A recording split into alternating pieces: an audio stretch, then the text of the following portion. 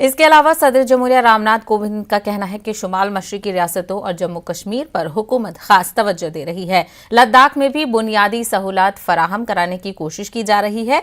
रोजगार के मौके पर भी फराहम किए जा रहे हैं। जम्मू कश्मीर के औद्योगिक विकास के लिए लगभग 28,000 करोड़ रुपए की लागत से नई सेंट्रल सेक्टर स्कीम शुरू की है। पिछले वर्ष काजीगुंड वनिहाल सुरंग को भी यातायात के लिए खोल दिया गया है। श्रीनगर से शारजाह तक की अंतर्राष्ट्रीय उड़ानें भी शुरू हो गई हैं। जम्मू कश्मीर के लोगों को शिक्षा, स्वास्थ्य और रोजगार के बेहतर अवसर प्रदान करने के लिए अनेक महत्वपूर्ण कदम उठाए गए हैं। इस समय वहां 7 मेडिकल कॉलेजों के अलावा 2 एम्स का कार्य प्रगति पर है, जिनमें से एक एम्स जम्मू में और एक कश्मीर में है।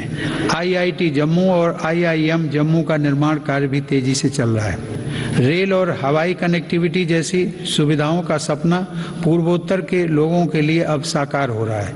यह देश के लिए गर्व का विषय है कि पूर्वोत्तर राज्यों की सभी राजधानियां मेरी सरकार के प्रयास से अब रेलवे के नक्शे पर आ रही हैं।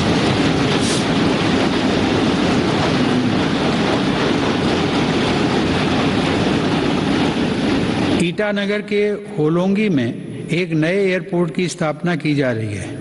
हाल ही में त्रिपुरा राज्य के महाराजा वीर विक्रम एयरपोर्ट में एक नया और आधुनिक टर्मिनल खोला गया है। पूर्वोत्तर का यह विकास भारत की विकास यात्रा का एक स्वर्णिम अध्याय सिद्ध होगा।